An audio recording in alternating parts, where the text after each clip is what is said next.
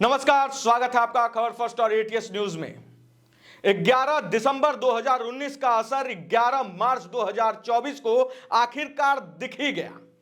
1955 का नागरिकता कानून को संशोधित किया गया था 11 दिसंबर 2019 को और लागू कर दिया गया पूरे देश में 11 मार्च 2024 को। आपको बताएंगे कि यह क्या है, आखिर सीएए है क्या, क्या असर होगा, ये सारी चीजें बात करेंगे। लेकिन मैं बता दूं आपको, एक एक पॉइंट पे आज हम हर एक एपिसोड लाएंगे, आपको बताएंगे कि सीएए के होने के बाद 2019 से 2024 के बीच हर राज्य में कौन कौन से असर देखेगा, किस तरह से सीएए के विरोध में लोग खड़े हो गए, क्यों खड़े हुए,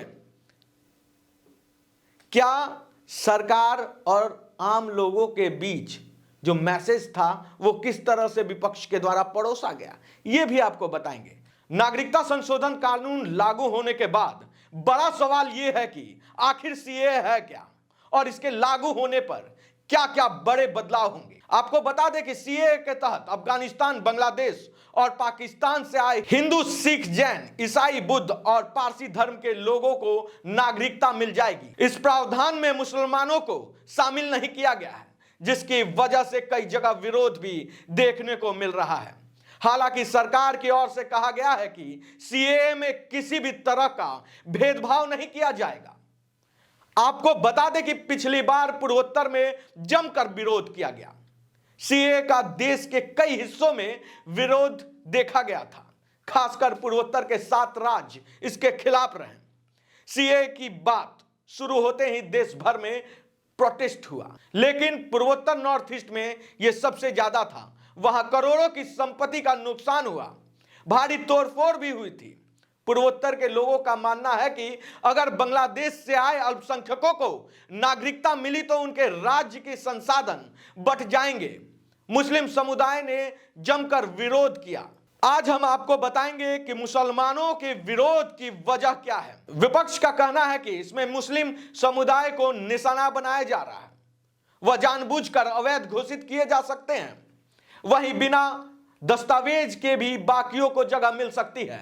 नागरिकता संशोधन कानून के विरोध की सबसे बड़ी वजह यही है कि विरोध करने वाले इस कानून को एंटी मुस्लिम बताते हैं।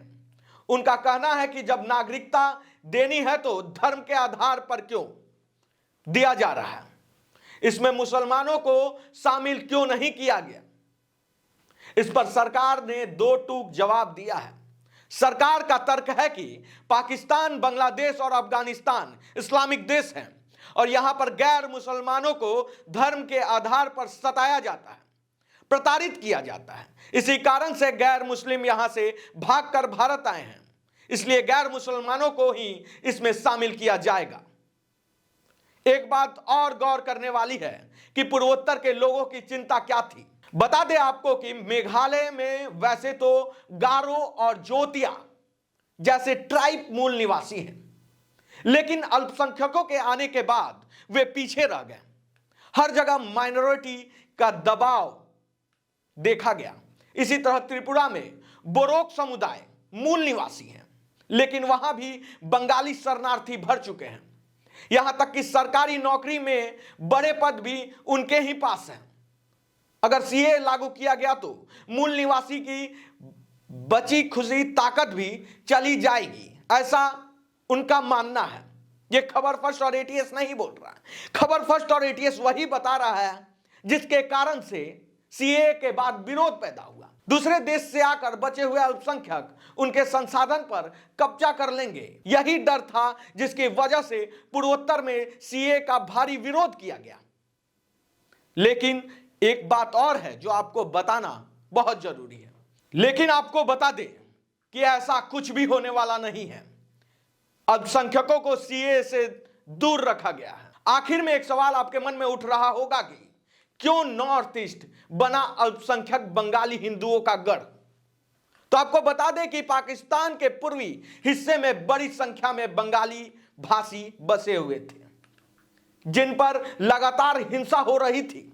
इसी आधार पर युद्ध हुआ और बांग्लादेश बन गया। लेकिन बांग्लादेश में भी हिंदू बंगालियों पर अत्याचार होने लगा। क्योंकि ये देश भी मुस्लिम मेजॉरिटी था। इस दौरान पाकिस्तान और बांग्लादेश से भागकर लोग भारत आने लगे। ये वैसे तो अलग अलग राज्यों में बसाए जा रहे थे, लेकिन पूर्वोत्तर का कल्चर इन्हें अपना ज्यादा करीब लगा और यही वजह है जो बंगाल में ज्यादातर बांग्ला भाषी बस गए। सीए से जुड़ी हर अपडेट आपको खबर फर्स्ट एटीएस और अभिषेक तिवारी शो में आपको देखने को मिलेगा। ऐसे ही तमाम बड़ी खबरों के लिए खबर फर्स्ट, एटीएस न्यूज और अभिषेक तिवारी शो को लाइक, शेयर, सब्सक्राइब जल्द से जल्द करें।